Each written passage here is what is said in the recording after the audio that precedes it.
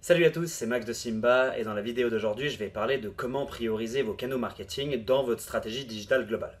Alors je vais commencer par dire déjà dans un premier temps qu'aujourd'hui, travailler sur un seul canal, généralement, ça ne suffit pas parce qu'on sait qu'aujourd'hui dans le digital, de manière générale encore une fois, les gens ont besoin de vous voir à différents endroits sur le web avant de prendre contact avec vous ou bien d'acheter vos produits. C'est très important. Dans le marketing, de manière générale, on sait qu'une personne a besoin de 7 à 8 interactions à peu près avec une marque avant de vraiment procéder à l'action d'achat ou à l'action de la prise de contact.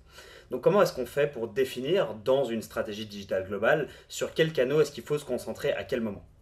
Alors déjà, il faut voir ça dans le côté tunnel de vente, donc c'est certainement quelque chose que vous avez déjà entendu parler, donc tunnel au entonnoir, hein, on appelle ça tunnel de vente, ça vient de l'anglais, mais en réalité c'est un entonnoir, et vraiment voir qu'en haut de l'entonnoir, vous avez la partie notoriété, aussi appelée awareness ou prise de conscience, où les gens vont découvrir votre marque, découvrir qui vous êtes, ce que vous faites. En deuxième lieu, on a la partie intérêt. Donc les gens, maintenant qu'ils savent qui vous êtes et ce que vous faites, ils vont s'intéresser à vous, ils vont peut-être venir sur votre site internet, ils vont peut-être s'inscrire à votre newsletter, ils vont peut-être vous suivre sur les réseaux sociaux. Ensuite, on a la partie décision, le moment où la personne doit choisir où elle va acheter, est-ce qu'elle achète chez l'un ou chez l'autre, donc elle va peut-être se retrouver avec trois, quatre concurrents et finalement devoir décider pour un même produit ou un produit assez similaire chez qui elle va finalement l'acheter. Et finalement, on a la phase d'achat qui est vraiment le bas du tunnel. Ce tunnel là, ce que j'ai présenté, il s'appelle AIDA, c'est le tunnel classique, et après il y a plein de tunnels différents, mais c'est vraiment pour vous donner le concept global. Les canaux marketing s'utilisent à différents moments. C'est-à-dire que sur la partie prise de conscience, awareness, on va plutôt avoir tendance à utiliser des campagnes d'awareness ou même de relations publiques. Et généralement, ça se fait dans le digital sur les réseaux sociaux. C'est-à-dire que vous allez utiliser des campagnes Facebook, des campagnes Instagram, des campagnes LinkedIn pour essayer de diffuser à un maximum de personnes une offre que vous avez en ce moment, ou bien tout simplement pour parler de votre marque, parler de qui vous êtes.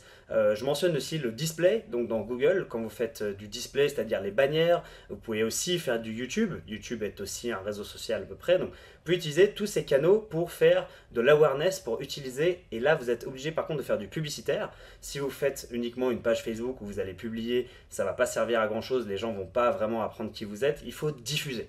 C'est-à-dire que vous allez utiliser les canaux publicitaires comme Facebook, Instagram, LinkedIn, ou display ou YouTube pour diffuser votre marque, diffuser votre produit, faire en sorte que voilà, vous criez que vous criez très fort pardon, par rapport à votre marque, par rapport à ce que vous faites. Dans un second temps, quand les gens vont s'intéresser à vous, c'est là où par contre les côtés publications sur les réseaux sociaux vont rentrer en jeu, mais aussi votre présence sur Google, le SEO, votre présence en Google Ads, parce que les gens vont commencer à faire des recherches. Donc ils vont regarder ce que vous faites, ils vont regarder vos réseaux sociaux, ils vont regarder votre site internet aussi évidemment, donc à ce niveau-là le site internet est très important, et ils vont regarder s'ils vous trouvent sur Google, s'ils vous trouvent via Google Ads, et ils vont peut-être aussi aller voir votre compte YouTube si vous avez des contenus là-dessus. Un autre canal qui est très important à ce niveau-là, c'est l'email marketing.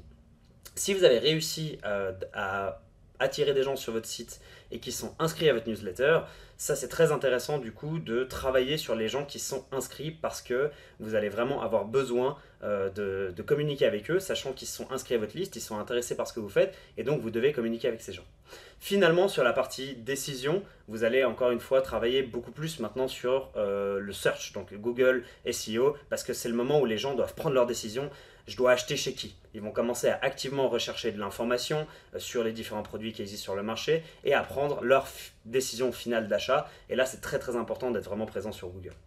Maintenant, je parle vraiment de manière générale et j'en suis conscient parce que sur chaque canal, vous pouvez faire différentes stratégies, c'est-à-dire sur les réseaux sociaux en publicitaire, vous pouvez faire des stratégies d'awareness, vous pouvez faire des stratégies d'intérêt pour acquérir des leads par exemple, et vous pouvez prendre des stratégies de décision pour vraiment essayer avec du remarketing par exemple, de toucher des gens qui ont déjà interagi avec votre marque ou sont déjà venus sur votre site internet et de leur faire des publicités spéciales à ces gens-là pour les pousser à convertir.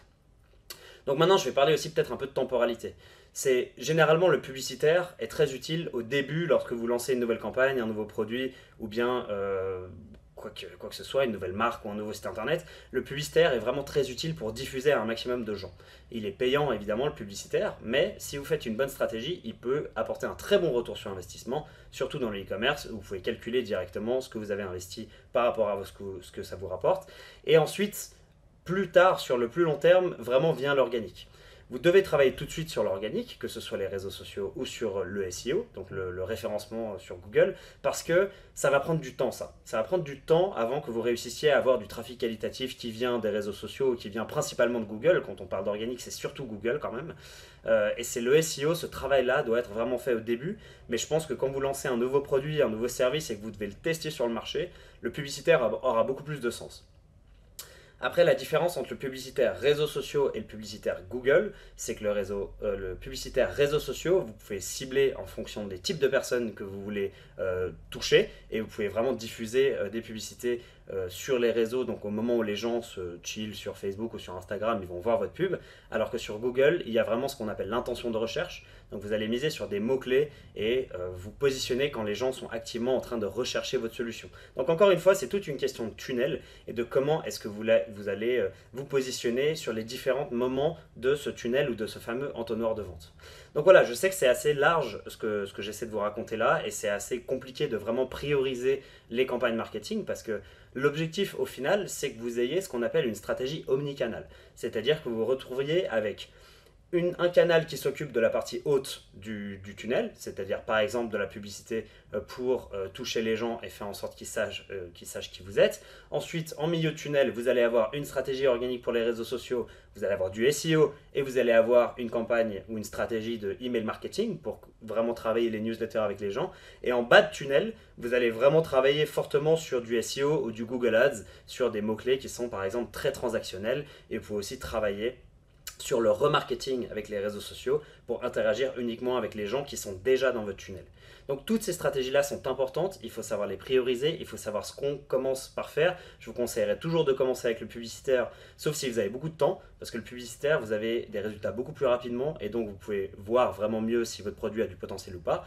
Après, l'organique, ça prend beaucoup plus de temps, ça prend des mois, voire des années, mais sur le long terme, l'organique est beaucoup plus intéressant parce que vous ne le payez pas et vous créez vraiment une communauté et voilà, si vous êtes bon en SEO, les gens vous trouvent et voilà. Finalement, au final, ce que vous voulez atteindre, c'est une combinaison du tout. C'est-à-dire une combinaison avec du publicitaire, de l'organique, de l'email, et tout ça ensemble doit travailler. Et vous, ensuite, vous devez ajuster vos campagnes et vos différents budgets pour savoir quoi investir où. Donc ça, c'est un peu le cheminement de comment prioriser, penser tunnel de vente. Chaque partie, chaque canal doit répondre à une partie de votre tunnel, à votre expérience utilisateur. Et sur le long terme, vous devez vraiment remplir ce tunnel avec les différentes phases qui vont faire que vous allez avoir finalement une stratégie omnicanal. Voilà, j'espère que vous avez bien compris pour aujourd'hui. Je pourrais parler de ça pendant des heures, mais ce n'est pas l'objectif de ces vidéos de 5 à 10 minutes qui vous expliquent un concept de manière assez générale.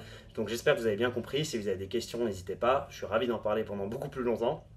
Et si vous avez besoin d'aide évidemment pour vos campagnes, pour mettre en place ces canaux, n'hésitez pas à prendre contact avec nous. On serait ravis de travailler avec vous sur votre projet et d'en discuter dans un premier temps.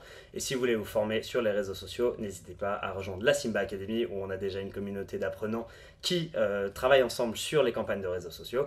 Et pour ma part, je vous retrouve demain pour la prochaine vidéo.